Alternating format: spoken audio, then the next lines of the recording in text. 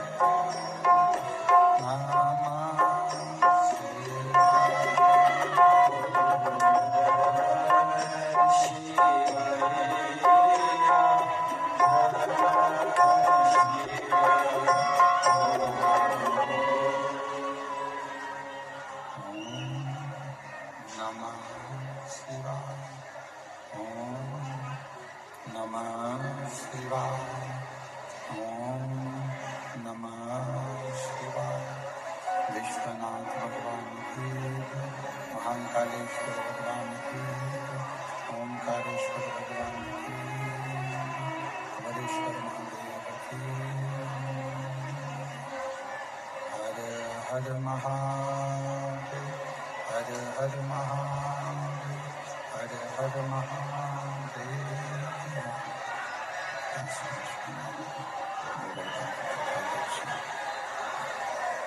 कैलाशी विनाशी भगवान श्री जिंदगी पुण्य पावन पवित्र श्री महापुराण की कथा भगवान महादेव महादेव की कृपा से करुणाश्रम की उदारता से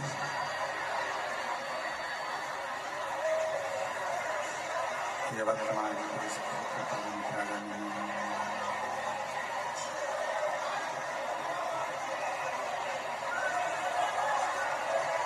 यवतमाल की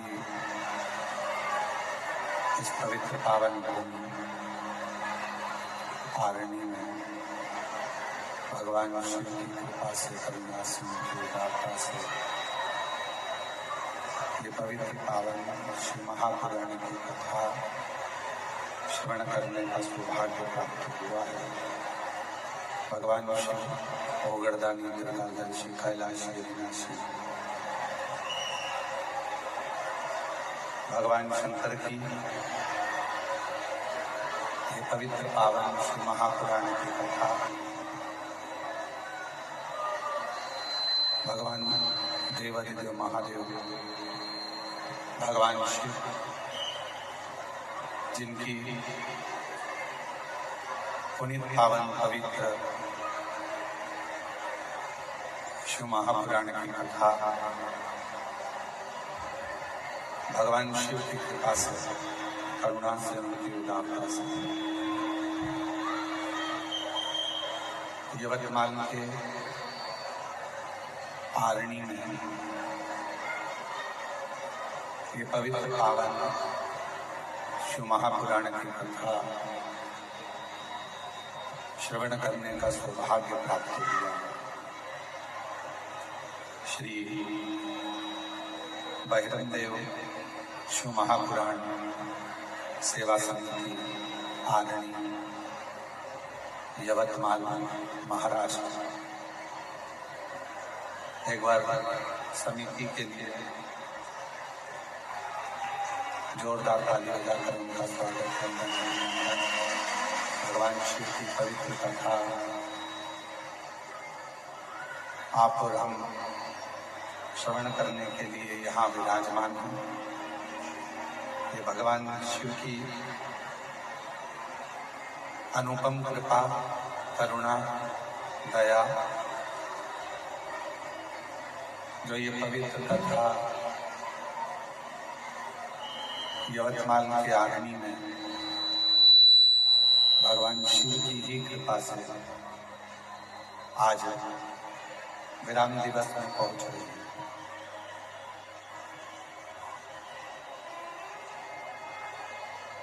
कहीं ना कहीं भगवान देवादिदेव महादेव की करुणा, उनकी उदारता, उनकी कृपा। कथा यवतमाल के आगनी में भगवान शिव की कृपा से आज विराम दिवस की ओर चल रही है। कहीं ना कहीं भगवान शिव की ही कृपा, करुणा, उनकी उदारता, जो ये पवित्र पावन शिव महापुराण की कथा भगवान शिव की कृपा से आप इस कथा के पंडाल में बैठकर श्रवण कर रहे हैं। और तेरी कृपा बिना एक भी अणु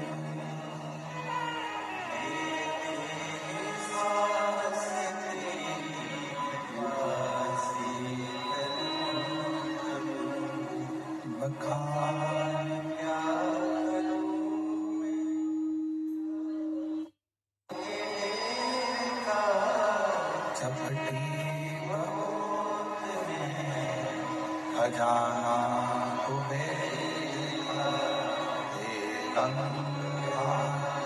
मुक्ति द्वार ओंकार भोले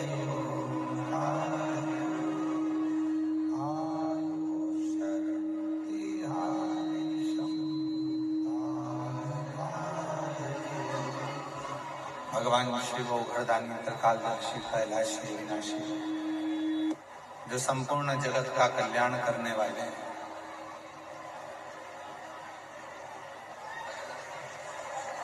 शिव कृपा से, भगवान शंकर की करुणा से, उनकी उदारता से ये पवित्र कथा अवृंदों श्रवण करने का सौभाग्य बाबा देवादिदेव महादेव की कृपा से आप और हमको प्राप्त हुआ।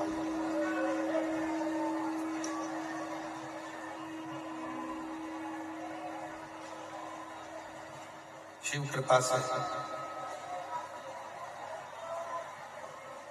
भगवान शंकर की करुणा से, उनकी उदारता से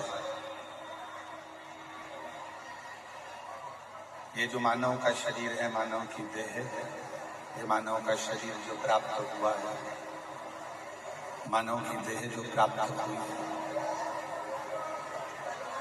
इस मानव की देह को, मनुष्य के शरीर को हम किस तरह से, हम कैसे भगवान शिव की शरणागति तक लेकर उनको चालू करना।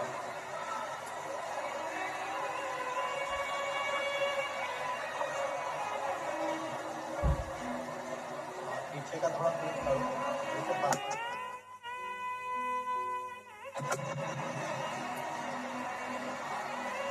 भगवान शिव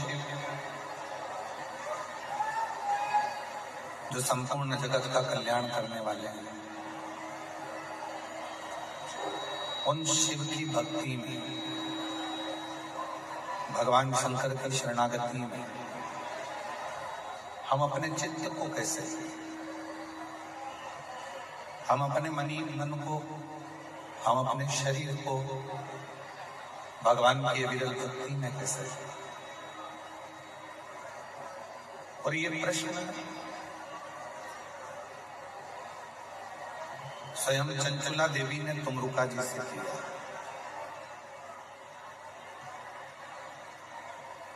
चंचला देवी तुमरुका जी से कहती हैं कि मृत्यु लोक में जन्म ले लेना, मृत्यु लोक में आकर जन्म धारण कर लेना, ये एक अलग विषय है। पर मृत्यु लोक में जन्म लेकर भगवान शंकर की आराधना कर लेना, भगवान शंकर की साधना कर लेना, ये एक अलग विषय है।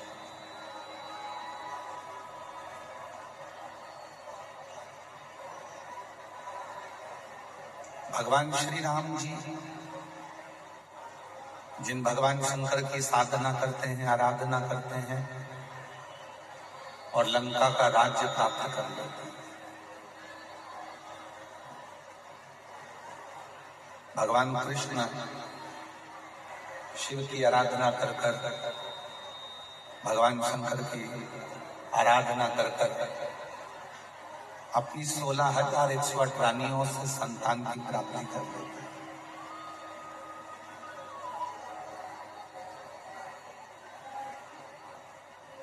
तैतीस कोटि देवता में ऐसा कोई देवता नहीं है जिसने भगवान शिव की आराधना नहीं करी, भगवान शंकर की साधना।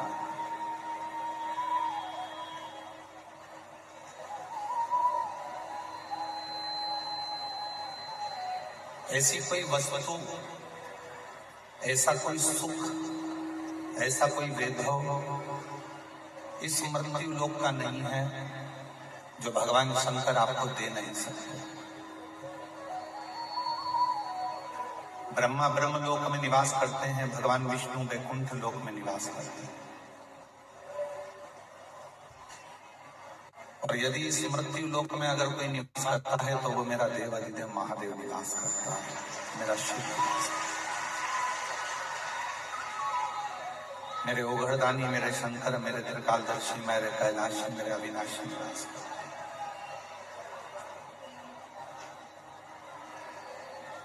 अब हम लोग उस शिव को छोड़कर जो पृथ्वी का देव है, वो कहते हैं कि अगर किसी को राम जी की भक्ति भी चाहिए ना, अगर कोई राम जी को भजने वाला है, राम जी की आराधना करने वाला है, राम जी की साधना करने वाला है, कोई भगवान कृष्ण की आराधना करने वाला है, भगवान कृष्ण की साधना करने वाला है, यदि उसको भगवान श्री राम जी की आराधना करना है, यदि उसको भगवान श्री कृष्ण की साधना करना है, भगवान राम की भक्ति करना है, भगवान कृष्ण की भक्ति करना है, तो अगर उसे भगवान राम और भगवान कृष्ण की भक्ति करना है तो सबसे पहले उसको शिव की भक्ति करना पड़ेगा, तब जाकर उसको राम और कृष्ण की भक्ति।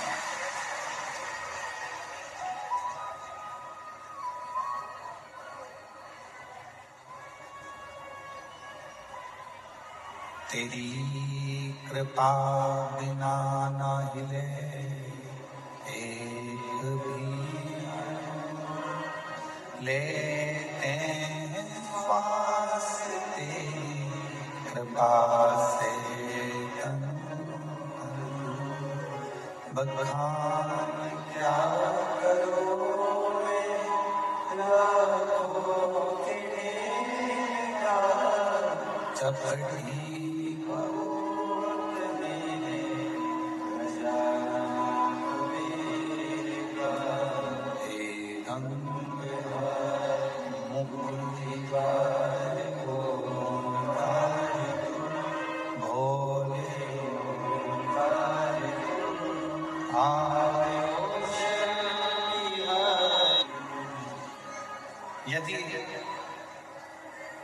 दुनिया का कोई भी सुख है, दुनिया का कोई भी वैभव है, दुनिया का कोई भी धन है, दुनिया का कोई भी संपदा है, दुनिया का कोई भी वैभव है, दुनिया का कोई भी धन हो, दुनिया का कोई वैभव हो, दुनिया का कोई सुख हो, यदि उस सुख को, उस वैभव को संसार के मनुष्य को चाहिए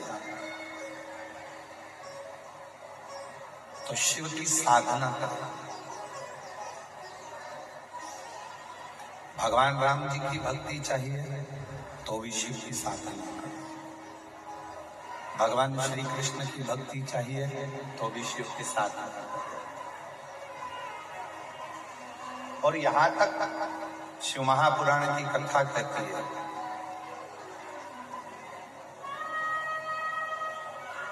ऐसा कोई सिंहासन नहीं है जिस सिंहासन पर आप नहीं पहुंच सकते,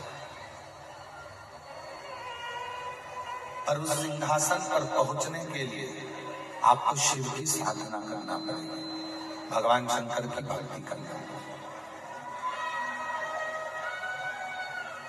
अपने मन में, अपने बुद्धि में, अपने चित्त में, अपने हृदय में एक नम्रता का, एक दया का भाव लाना पड़ेगा। जैसे जैसे कलयुग बढ़ता जा रहा है, जैसे कलिकाल बढ़ता जा रहा है, वैसे वैसे लोगों के भीतर से दया समाप्त होती चली है।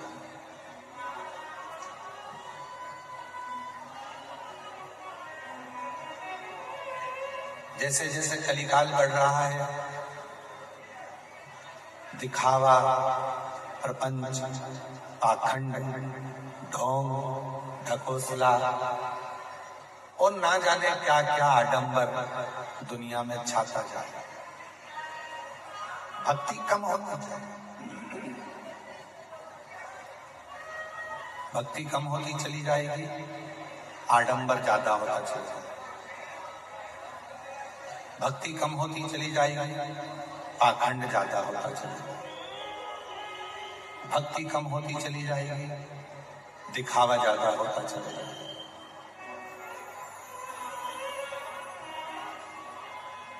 और आज हो क्या रहा है? जो ज्यादा दिखावा करता है वही श्रेष्ठ कहला रहा है। भक्ति लोग कर कहां रहे?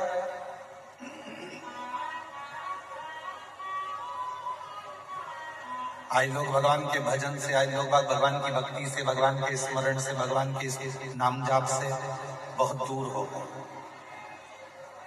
और इस मामले में हम तो आप लोगों से कहते हैं, बड़े से बड़ा संत भी आज के समय में केवल दिखावा करने में लगा हुआ है। तुम जो श्रोता हैं, सुनने वाले हैं, गृहस्थ आश्रम में रहने वाले हैं, तुम उन संत से भी बड़े हो जो कम से कम समय निकालकर भगवान को एक लोटा जल चढ़ा रहे हैं।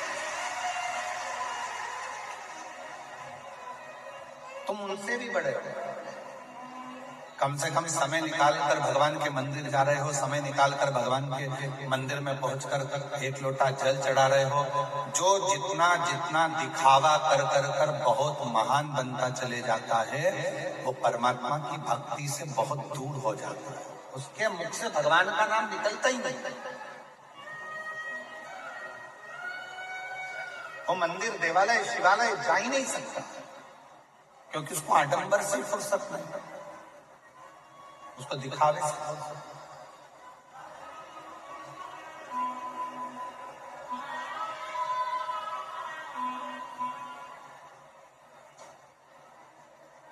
एक बार हम प्रवचन सुन रहे थे तो पूज्य राम कथा के परम रसिक, परम श्रद्धेय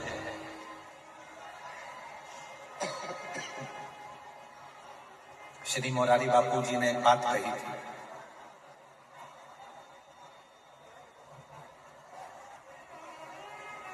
भोगी को, योगी को, रोगी को, ढोंगी को नींद नहीं आती। जो योगी है, योग में लगा हुआ है, परमात्मा की भक्ति में लगा हुआ है, उसको भी नींद नहीं आती भगवान की भक्ति को कैसे प्राप्त कर।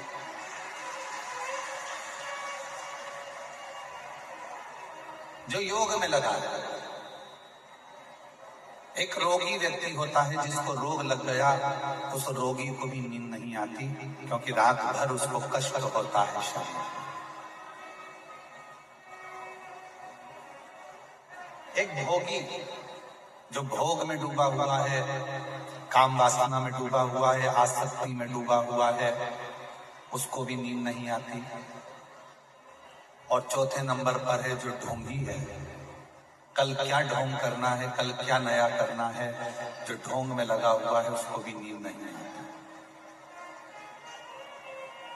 पूज्य श्री मोरारी बापू जी ने अपने रामचरितमानस में ये 4 ऐसे व्याख्यान दिए जिसको जीव को समझना चाहिए। आज पूरी दुनिया केवल दिखावे की रही, भक्ति समाप्त हो, भजन समाप्त हो। रुद्राक्ष की बहुत सारी माला पहन लो, दिखावा कर लो, भगवान मिलेंगे ना मिल सके। खूब सारा चंदन लपेट लो, खूब लंबे लंबे बाल बना लो, खूब अच्छे अच्छे कपड़े पहनकर 2-4 लेक्चर दे दो, भगवान प्रसन्न हो जाएंगे? नहीं। वीर शैव लिंगायत संप्रदाय के 63 नयनारों की कथा आती है।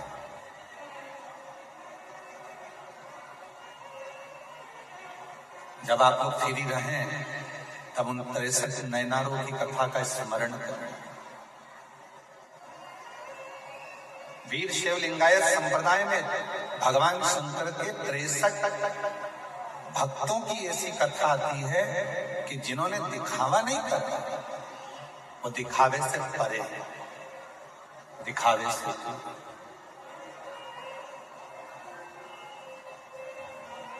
और हमको खुशी होती है जब कोई कथा कराने वाले व्यक्ति, कोई कथा कराने वाली समिति दिखावा ना करे तो कथा कहने में भी आनंद आता है और कथा श्रवण करने में भी।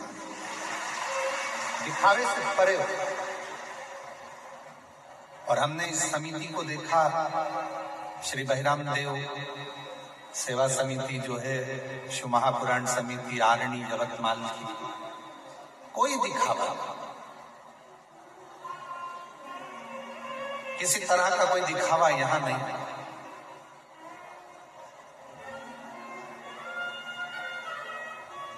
कथा सुनना है, स्मरण करना है, सेवा करना है, इसमें दिखावे की जरूरत है।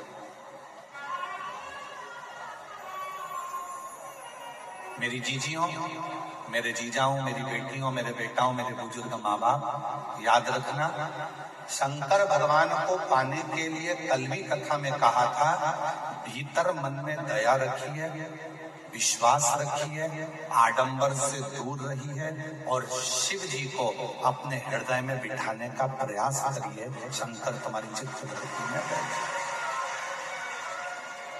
अब यहाँ कौन सा दिखावा हो रहा है? आप सब बैठे हो, आप लोगों के लिए ना तो गद्दा लगा है, ना गादी लगी है, ना कोई बिठाने की व्यवस्था है, नीचे पूरा कीचड़ भरा पड़ा है, पूरी मेटिंग कीचड़ में लथपथ है, पंडालों में जगह नहीं है, बाहर के पंडाल उड़ चुके हैं, फट गए हैं, लोगों ने अपना अपना एक एक तिरपाल, छाता, पन्नी, साड़ी जो लगा सकते हो वो लगा लगा कर बैठे हो। रोड तक शिव भक्त बैठे हुए हैं, पूरे ग्राउंड में कहीं जगह नहीं है और पूरा ग्राउंड कीचड़ से लथपथ पूरा। सुबह 6 बजे फिर पानी आ गया था, 5-6 बजे फिर पानी गिरना चालू हो गया था, फिर कीचड़ हो गया।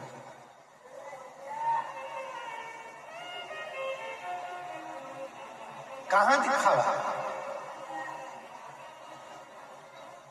यारणी की जो भूमि है, यारणी की जो जगह है, ये यवतमाल जो जिला है, यवतमाल की जो भूमि है, आरणी की जो भूमि है, जो हमने पहले दिन कथा में कहा था कि पूरे यवतमाल जिले को कहीं से भी उठाकर देख लो, पूरे यवतमाल जिले में मेरा शिव ही शिव मिलेगा और शिव के ही भक्त।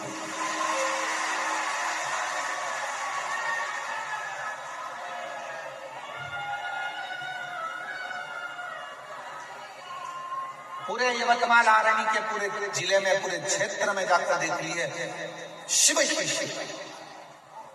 इसलिए यहाँ का जो भक्त है, यहाँ का जो शिव भक्त है, वो केवल शिव के लिए जीता है, शंकर के लिए भजन कर।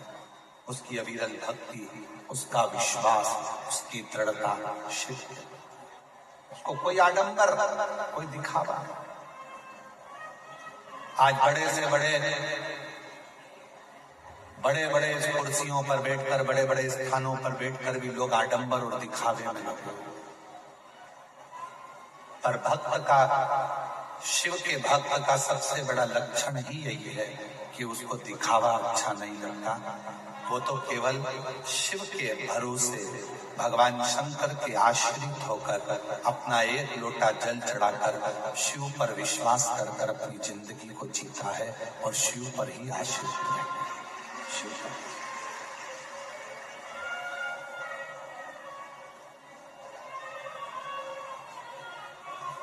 अभी हम जयपुर में थे, 2 दिन हम सबसे मिलते हैं, 5वां दिन छठा दिन, और मिलने का समय भी लगभग पक्का रहता है। शाम के 7 बजे मिलते हैं, 7:30 बजे उठ जाते हैं। पूरे 7 दिन में केवल 2 दिन मिलना होता है, चाहे वो कोई भी आए। शाम को 7 बजे से 7:30 बजे हम सबसे बस आधा घंटा। अब आधा घंटा में आप लोग कैसे मिलोगे, क्या बोलोगे? श्री शिवाय नमस्तुभ्यम बोलो, हाथ जोड़ो, प्रणाम करो, चलते। हम आप लोगों से ज्यादा बात भी नहीं करते।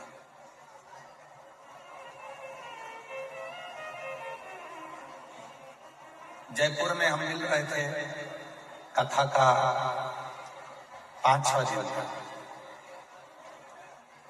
एक लड़का आया,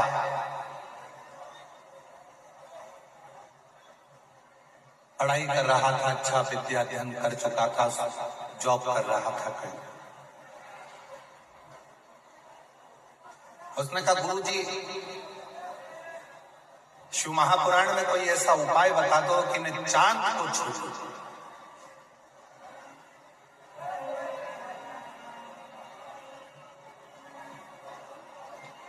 शिव महापुराण में कोई ऐसा उपाय बता दो कि मैं चांद को छू लूं। हमने उस लड़के से कहा, बहुत बड़ा उपाय है शिव महापुराण में चांद छूने का। पहले तुम एक प्रश्न का उत्तर दो, तुम्हारे घर के पास में 6 घर छोड़कर कौन रहता है, उसका नाम बता। ओ गुरुजी, कोई हमको उसका नाम याद होगा? घर के पीछे 3 घर छोड़कर कौन रहता है, उसका नाम बता। आज के व्यक्ति को पड़ोसी के ऊपर दया नहीं आती, पड़ोसी के ऊपर पड़ोसी का दर्द महसूस नहीं करता, और चांद छूने की बात करता है। चांद छूने, जिस दिन पास में रहने वाले पड़ोसी का भी दर्द तुम्हें अपना दर्द लगने लगे, और जिस दिन तुम्हें अपने रिश्तेदारों का भी दर्द अपना दर्द लगने लगे, और दूसरे के दुख को देखकर तुम्हारी आंख में आंसू आने लगे, तो समझ लेना कि तुमने चांद को छू लिया।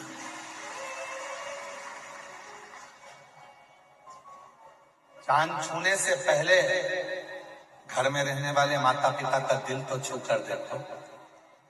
चांद छूने से पहले जिस अर्धांगिनी को तुम लेकर आए हो, जिसके साथ तुम शादी कर लाए हो, जिस पत्नी को तुम घर में लेकर आए हो, उसका आदर कर तो देखो, उसका भी तो हृदय छू कर देखो। चांद छूने से पहले घर में जितने सदस्य रह रहे हैं, उनका भी तो दिल छू कर देखो, तब चांद छूने जाना और चांद छूने का मौका फिर अपने आप मिल जाएगा। अपने आप हमारे अपने तो हमसे हृदय नहीं। घर में पत्नी रह रही है, उसका मुंह फूला रहता है, पति रह रहा है, उसका मुंह फूला रहता है, बच्चे रह रहे हैं, उनका मुंह फूला रहता है, माँ बाप रह रहे हैं, उनका मुंह फूला रहता है, कोई एक दूसरे के प्रति प्रेम प्रकट नहीं कर पाता, तो क्या चांद छू, कैसे चांद छू?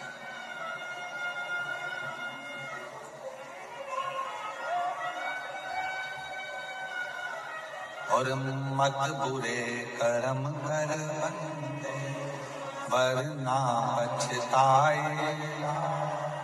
भगवान की आंखों से तू बच नहीं पाएगा, तू बच नहीं पाएगा। अरे ओ अज्ञानी मत करना, अरे ओ अज्ञानी मत करना, तेरे कर्म का फल भी तू ही पाएगा। जैसा किया तूने तेरे आगे आएगा। मत बुरे कर्म कर वरना पछताएगा। भगवान की आंखों से तू बच नहीं पाएगा, तू बच नहीं पाएगा। अरे ओ अज्ञानी मत करना। चांद बाद में छूना, पहले अपने हृदय को छू। आडंबर से दूर हो जाओ, दिखावे से दूर हो जाओ। और आरणी की इस पवित्र कथा में यवतमाल की भूमि पर कहूं, जितने भी श्रोता भाई बहन पंडाल में कथा सुन रहे हैं, पंडाल के बाहर सुन रहे हैं, चाहे आस्था चैनल पर सुन रहे हैं, चाहे फेसबुक यूट्यूब पर सुन रहे हैं, चाहे सोशल मीडिया पे सुन रहे हैं, जीवन में कितना भी तकलीफ आ जाए, कितना भी दुख आ जाए, कितना भी कष्ट आ जाए, कितनी बड़ी बीमारी हो जाए और कितना भी दुख सामने आकर खड़ा हो जाए, कोई तुमसे कहे कि हम तुमको वहां लेकर चलते हैं, वहां पर ऐसा व्यक्ति है तुम्हारा दुख हर लेगा, वहां ऐसा व्यक्ति है तुम्हारा कष्ट हर लेगा, किसी पर भरोसा मत करना। अपने घर में से तांबे का एक लोटा उठाना, पानी भरना मटके का, हंडे का, और लेकर सीधे शंकर के मंदिर में जाना चालू कर देना, तुम्हारा दुख कटना प्रारंभ होगा। किसी आडंबर में मत जाना, किसी दिखावे में मत जाना। जैसे जैसे कलयुग बढ़ेगा, स्वयं तुमरुका जी कर रहे हैं चंचुला। और शिव महापुराण का सार्थक, जब शिवपुराण विराम होती है, आपने पूर्व में भी जहां शिवपुराण सुनी होगी, जो श्रोता पुराने सुनने वाले बैठे होंगे वो जानते हैं, शिव महापुराण जब विराम होती है तब भगवान शंकर पार्वती जी तुमरुका जी से कहते हैं कि तुम्हें दक्षिणा में क्या था। शिव महापुराण के विराम की दक्षिणा में तुमको क्या था? मैं तुम्हें दक्षिणा क्या था? और आप सभी ने कथा में सुना है, तुमरुका जी हाथ जोड़कर कहते हैं भगवान शिव जी से, ईश्वर गोरा जी से, अगर दक्षिणा में देना चाहते हो तो इतना वर दे दो। कलिकाल कलयुग में जो शिव महापुराण के पंडाल में बैठकर कथा सुनेगा, उसकी झोली तुमको भरना ही पड़ेगी। बस ये वर है।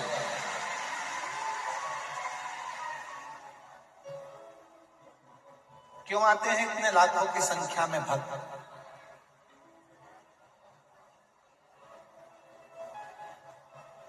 गांव-गांव में बहुत सारे लोग शिव पुराण की कथा करने लगे और गांव-गांव में शिव पुराण की कथा होने लगी। बहुत सारे शिव पुराण के वक्ता भी बढ़ गए, खूब कथा होती है। फिर भी कुबरेश्वर धाम से जब ये पोथी आती है तुम्हारे गांव में, कुबरेश्वर धाम से ये सीहोर वाला बाबा पोथी के रूप में जब आता है, तो दुनिया के लोग दौड़ दौड़ कर इस कथा में पहुंचते हैं। क्यों पहुंचते हैं? क्योंकि उनको मालूम है दुनिया में केवल एक ही शिव पुराण ऐसी है जिसमें बैठकर श्री शिवाय नमस्तुभ्यम का अखंड जाप कर कर शिव से अपने मन की बात बोली जाती है और बाबा 3 महीने में झोली भर देता है। खाली नहीं ना।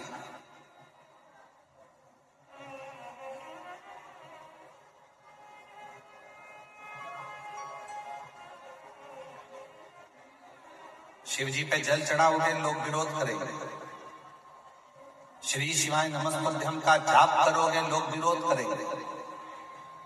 रोज कहीं ना कहीं का एकाध सामने आकर खड़ा हो जाएगा, कोई ना कोई तुम्हारे इंस्टाग्राम पर कोई तुम्हारे वीडियो मिल जाएगा कि श्री शिवाय नमस्तुभ्यम मत बोला।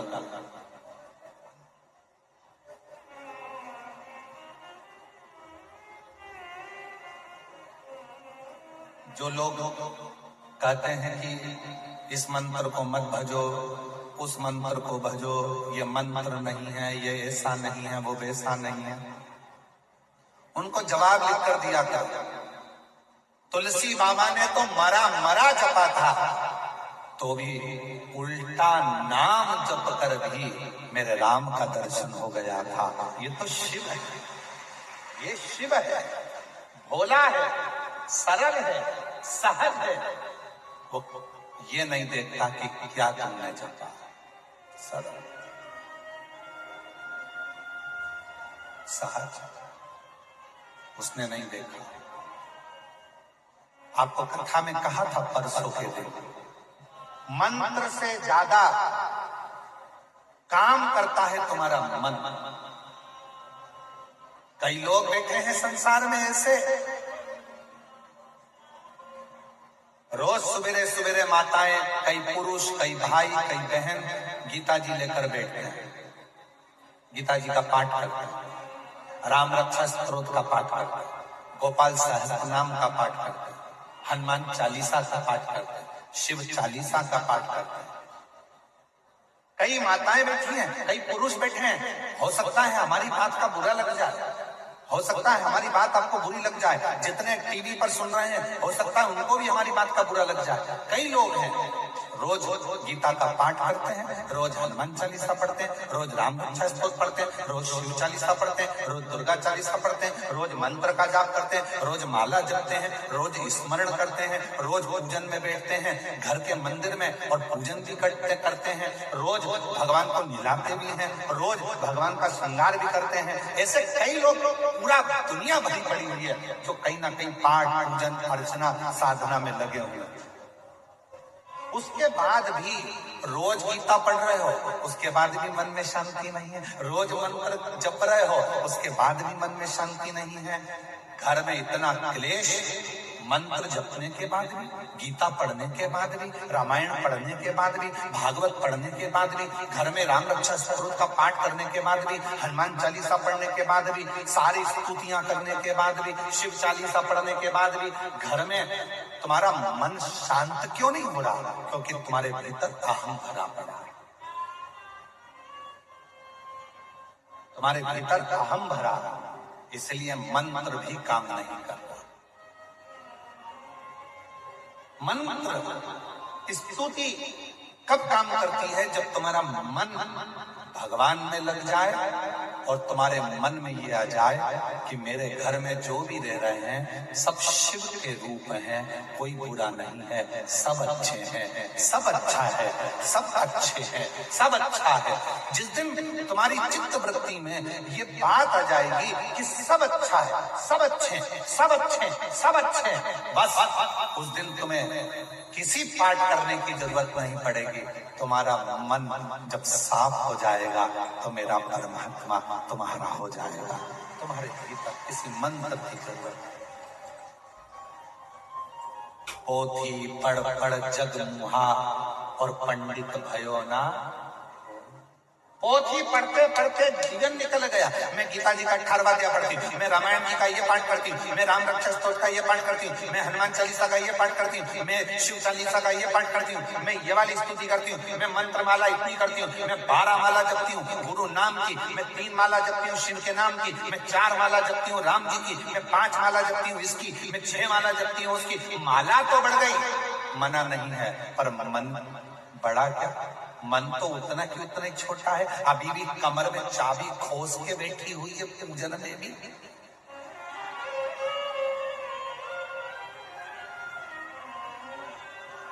मन लगा क्या? पूजन करने बैठे हो तो भी तुम्हारा मोबाइल तुम्हारे बाजू में है, पूजन करने बैठे हो तो भी तुम्हारा ध्यान रसोई घर में बहू ने चाय बनाई कि नहीं बनाई, छोरे को उठाया कि नहीं उठाया, खाना बनाया कि नहीं बनाया, टिफिन बनाया कि नहीं बनाया, काम वाली आई कि नहीं आई। पूजन में मन है, बैठी पूजन में और मन लगाकर रखा है दरवाजे पर। बेल जैसे ही बजी, घर में बहू है ना, उठाएगी। बेल बजी है ना, बहू है, पोता है, पोती है, सब हैं, उठाएंगे, जाएंगे, दरवाजा खोलेंगे, दरवाजे पर जाकर देखेंगे कौन आया। तुझे क्या करना, तू पूजन कर रही है ना, तेरा दिल मन में लगा, पर भगवान में मन लगा ही नहीं है। कौन आया, क्या बोल रहा है, क्या बोल रहा है, क्या बोल रहा है, मन लगता है, मन लगता है,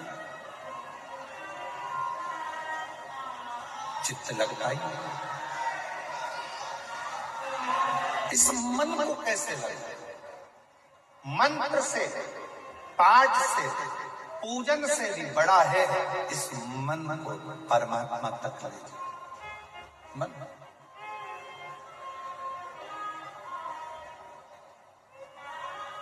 हजारों हजारों पत्र शिव महापुराण में आते हैं। इतनी लाखों की भीड़ में जो अपने मन को भगवान से जोड़ लेता है, उसका पत्र 3 महीने के अंदर व्यासपीठ पर आ जाता है। मन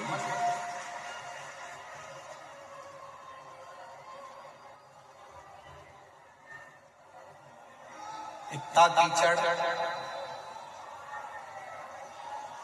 इतना कीचड़, पानी गिर रहा है, कीचड़ हो रहा है, उस कीचड़ में भी अगर आप बैठे हो, शिव की साधना कर रहे हो, बैठकर उससे अपने मन की बात कर रहे हो, आपका मन शिव में लगा है।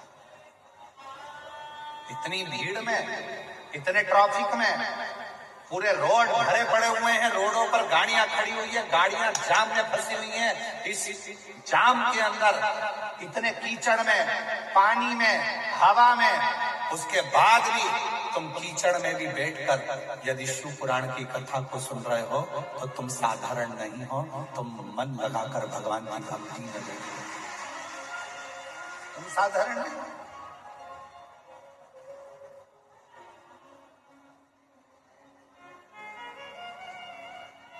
उसकी अविरल भक्ति तुम्हें सुख दे, आना।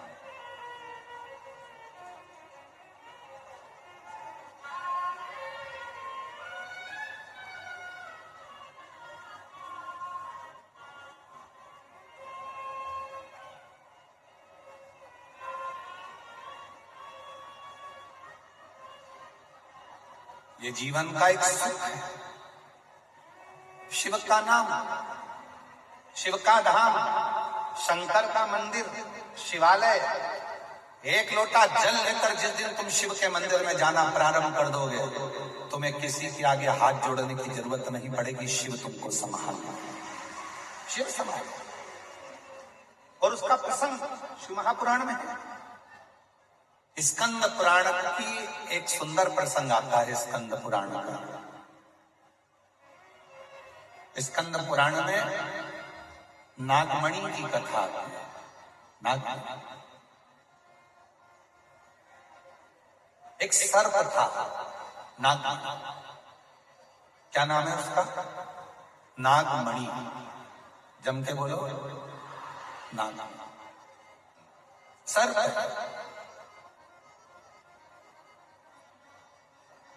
विषैला है। स्कंद पुराण में नागमणि की कथा आती है और नागमणि विषैला है, सांप मतलब विष। सर्प चाहे कोई सा भी हो, उसमें विष जरूर होता।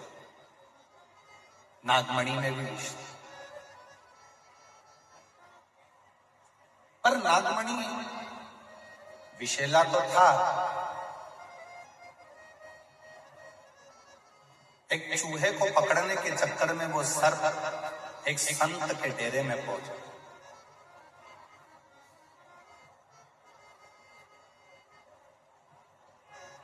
संत पार्थिव का पूजन करते थे, पार्थिव शिवलिंग का निर्माण करते, उसका पूजन करते संत। और नागमणि संत को देखता कि ये रोज पार्थिव का पूजन कर रहे हैं, पार्थिव बना रहे हैं, पार्थिव का पूजन करते हैं। नागमणि उस पार्थिव शिवलिंग को देखता,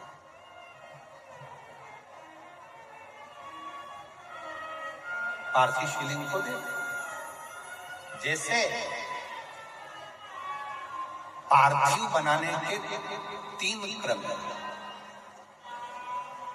पार्थिव बनाने के 3 क्रम है। पार्थिव शिवलिंग का जो निर्माण करा जाता है उसके 3 क्रम है। रोग की मुक्ति के लिए अगर पार्थिव बनाया जाता है तो उस मिट्टी में थोड़ा सा जल और थोड़ी सी दुर्वा का पानी उस मिट्टी के अंदर डाला जाता है। अगर कोई बीमारी है, वो बीमारी नहीं जा रही, पार्थिव के 3 क्रम बना। अगर कोई बीमारी नहीं जा रही है तो आप पार्थिव शिवलिंग अगर बनाते हो, मिट्टी का शिवलिंग बनाकर पूजन करते हो, तो उसमें जल मिट्टी में और दुर्वा, दुर्वा बोलते हो कि दूब बोलते हो, जो गणेश जी को चढ़ती है दुर्वा,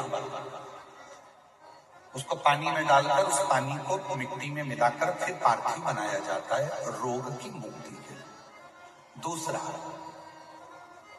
जिसको संतान नहीं होती, पुत्र की प्राप्ति नहीं है, संतान की प्राप्ति नहीं है, गोदी में औलाद नहीं है, कोई छोरा छोरी नहीं है, कोई बेटा बेटी नहीं है, संतान नहीं है, सालों हो गए, पार्थिव रोज बनाती है, तो उस मिट्टी में अगर थोड़ा सा आधी चम्मच, 1 चम्मच गाय का दूध मिलाकर फिर पार्थिव लिंग का निर्माण करे पानी के साथ मिलाकर, तो उसके घर में दूध पार्थिव में डलने से पूत जरूर आता है, निश्चित। पूत की प्राप्ति पार्थिव में, मिट्टी के अंदर अगर आधी चम्मच भी गाय का दूध डाला, पानी डाला और पार्थिव शिवलिंग का निर्माण करा, जिसकी औलाद नहीं है, तो वो पार्थिव अगर बना रहा है, पार्थिव का निर्माण कर रहा है, उसका नियम है कि हर प्रदोष को, सोमवार को या सोमवार की अष्टमी को या कभी ना कभी उसका मन करता है तो पार्थिव लिंग का निर्माण करता है। अगर पूत नहीं है तो दूध का प्रयोग करे, तो दूध अगर पार्थिव में, मिट्टी में डाला जाए, आधी चम्मच, 1 चम्मच और पानी के साथ मिलाकर जब पार्थिव शिवलिंग का पूजन करते हैं, उसको बनाकर पार्थिव बनाने के बाद जब उसका पूजन करते हैं, तो वो दूध हमारे घर में पूत जरूर देगा। पहले नंबर पर है दुर्वा का जल, रोग निवारण के लिए हो जाता है। पार्थिव में दूसरा वर्णन आया है दूध का डाल, वो संतान है। तीसरे नंबर पर पार्थिव अगर निर्माण कर रहे हो, कोई लक्ष्य है, मेरा ये काम है वो पूरा नहीं हो रहा, बहुत दिन से अटक रहा है, बाबा पूरा करना है, तो पार्थिव में चंदन घिस के, चंदन को घिसकर उसका थोड़ा सा भाग पानी मिट्टी में डालकर फिर पार्थिव का निर्माण करा जाता है, पूजन करी जाती है। तो जो तुम्हारा लक्ष्य है उस लक्ष्य तक बाबा तुम्हें पहुंचा कर ही रहेगा। पार्थिव निर्माण के कुछ क्रम है।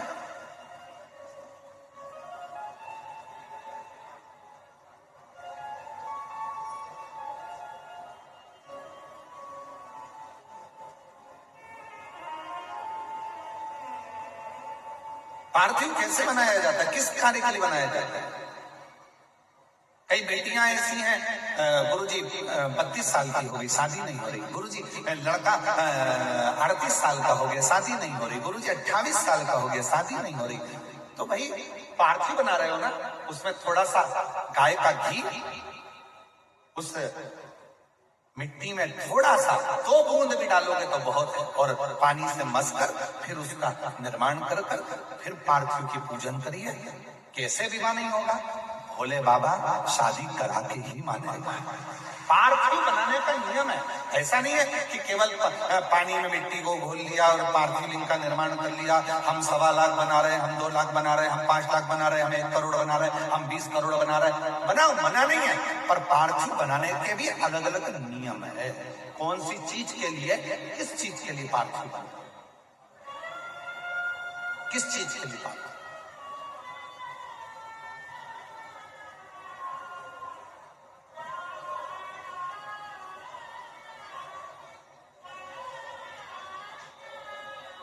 और मैंने तेरे ही भरोसे बाबा, तेरे ही भरोसे हवा बिच उड़ती जावांगी।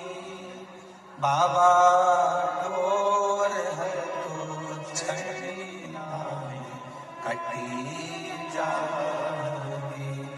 भोले मैं तेरी कदम, शंभु मैं तेरी कदम, हवा बिच उड़ती जावाई।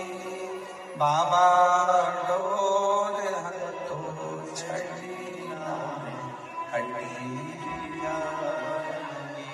भोले मैं तेरी कदम, शंभु मैं तेरी। पार्थिव का निर्माण अलग अलग क्रम है पार्थिव की। उस पार्थिव को बनाना कैसे है, निर्माण कैसे, अगर बन सका तो एक बार यदि हमारे स्मरण में रहा और याद रहा तो एक कथा पार्थिव निर्माण पर ही करें कि पार्थिव का निर्माण किस किस वस्तु से, किस किस चीज से हो और किस किस कामना से हो।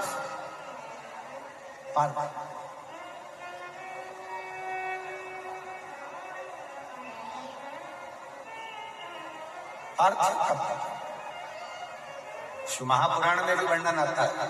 सफेद मिट्टी, लाल मिट्टी, पीली मिट्टी, काली मिट्टी, 4 तरह की अलग अलग मिट्टियों से पार्थिव लिंग का निर्माण होता है। शिव महापुराण में भी वर्णन आता है कि पार्थिव लिंग का निर्माण जब किया जाता है तो इस अपने हाथ को थाली में रखकर देख लो।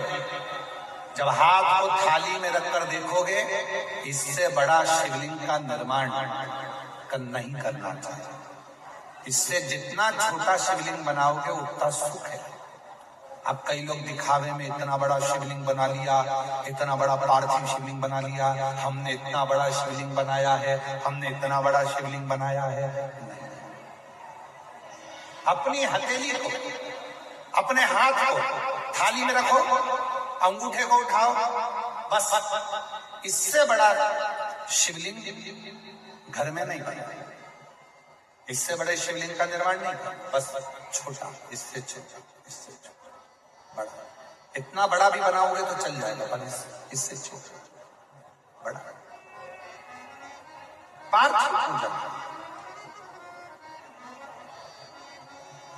अब कई लोग क्यों बना देते हैं, बड़ा शिवलिंग बनाएंगे, पूजन में आनंद आएगा, इतने सारे लोग बैठे हैं, हम भगवान शंकर का, हम उज्जैनी महाकाल बनाएंगे, हम विश्वनाथ बनाएंगे, हम वैद्यनाथ बनाएंगे, हम त्र्यंबकनाथ बनाएंगे, हम कृष्णेश्वर बनाएंगे शिवलिंग पर। फिर वो निर्माण कर रहे हैं, फिर उसमें अलग स्वरूप दे रहे हैं, फिर अलग स्वरूप का निर्माण कर रहे हैं। शिव महापुराण की कथा कहती है कि लोग कहते हैं कि पार्थिव शिवलिंग में या शिवलिंग में केवल हम भगवान शंकर की आराधना कर रहे हैं, भगवान शंकर की साधना कर रहे हैं। नहीं नहीं, स्कंद पुराण लिंग पुराण, नर्मदा पुराण, शिव महापुराण, आप गीता प्रेस गोरखपुर की लेकर आओ, उसको पढ़िए। उसमें आपको अध्ययन करने पर मिलेगा कि जब हम पार्थिव शिवलिंग का निर्माण करते हैं, जब हम पार्थिव शिवलिंग को बनाते हैं, या हमारे घर में जो भी शिवलिंग है, पत्थर का हो, पाषाण का हो, पारद का हो, स्फटिक का हो, सोने का हो, चांदी का हो, पीतल का हो, लोहे का हो, लकड़ी का हो, जिसका भी शिवलिंग तुम्हारे घर में, चीनी का हो, जो भी शिवलिंग है, तो ये केवल शंकर अकेले नहीं है महाराज, ये शिवलिंग शिव है। इसी में ब्रह्मा, इसी में विष्णु, इसी में महेश। ये जलाधारी मां पार्वती जी, सीधे हाथ पर गणेश, उल्टे हाथ पर कार्तिक है, बीच में अशोक सुंदरी। इस शिवलिंग के ऊपर जो बूंद बूंद जल टपक रहा है जलाधारी से, वो शिव जी की 5 लड़कियां, जया, विषहरा, शामली वाली, गौतली, देव। शंकर जी की 6ठी लड़की अशोक सुंदरी है। जहां शिवलिंग का पानी जितना मोटा जलाधारी होती है और पानी जो नीचे गिरता है, उतनी जगह 64 योगिनियां, देवी जी की 64 योगिनियां यही विराजती है। पानी निकलकर थाली में गया, पात्र में गया, चाहे बाहर गया, जितनी दूर तक वो पानी बहता है, उतनी दूर तक 33 कोटि देवता वहां पर विराजमान होते हैं। भगवान शंकर का जो शिवलिंग है, उस शिवलिंग के सबसे ऊपर का जो भाग है वो अष्टसिद्धि, शिवलिंग के मध्य का जो भाग है नवनिधि।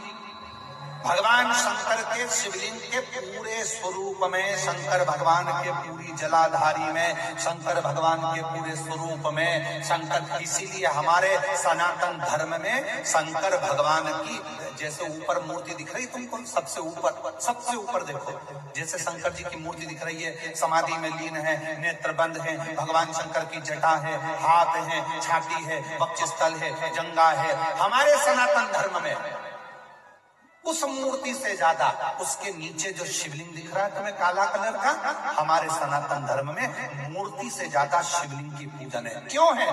क्योंकि इस केवल अगर मूर्ति होती तो उसमें केवल शिव होते, और अगर शंकर का शिवलिंग है तो इसमें 33 कोटि देवता, अष्ट सिद्धि, नवनिधि, 64 योगिनी, 33 कोटि देवता, जगत जननी जगदम्बा, गणेश, कार्तिकेय, अशोक सुंदरी, जया, विषहरा, शामली बारी, गौतली, देव, ये सबके सब एक ही शिवलिंग में है। इसलिए हमारे सनातन में शिवलिंग की मूर्ति है।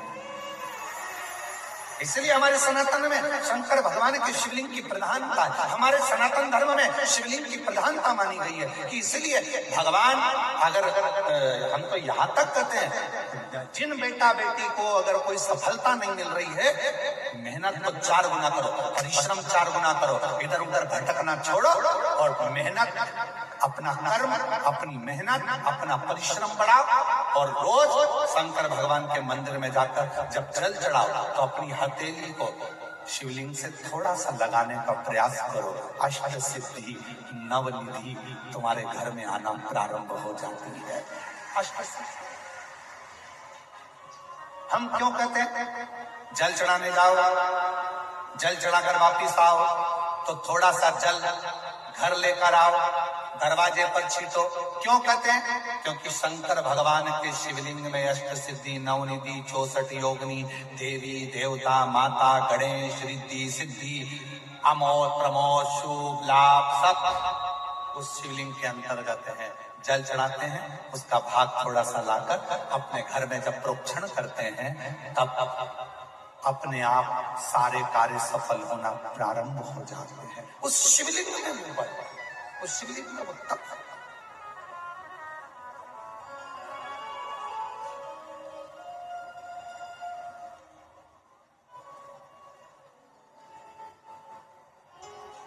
हमारे शैलेंद्र जी एक लाइन बड़ी अच्छी गुनगुनाते हैं महाराज, वो काली मिट्टी के बनाए भोलेनाथ, चढ़ाऊं लोटा जल भर।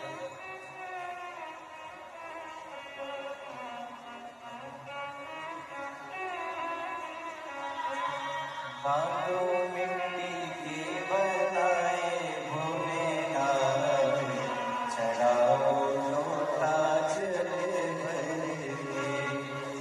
काली मिट्टी के बनाए, चढ़ाऊं लोटा एक वर तुम देना शंभु अखंड सौभाग्यवती हो, एक वर तुम देना शंभु अखंड सौभाग्यवती हो। पीली मिट्टी के बनाए चढ़ाऊं लोटा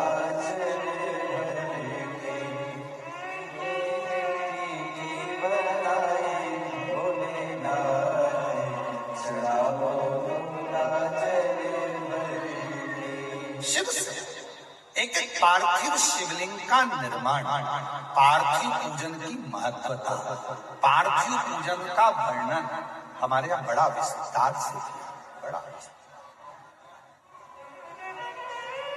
हमारे बीच में यवतमाल से स्वामी जी पधारे हैं, एक बार जोरदार ताली बजाकर उनका स्वागत करते हैं।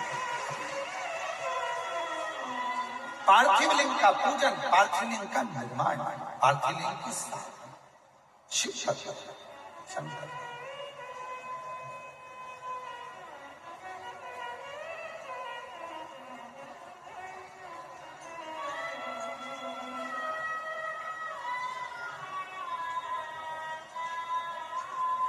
और महाराज कुछ नहीं सूझे, चारों तरफ जब दुख ही दुख दिख रहा, कष्ट ही कष्ट दिख रहा, एकांत में बैठकर मेरे उज्जैनी नरेश, मेरे महाकाल राजा को थोड़ा याद करना प्रारंभ करना, तुम्हारा क्लेश, तुम्हारी अशांति, तुम्हारा दुख धीरे धीरे समाप्त होना चालू हो जाएगा, समाप्त।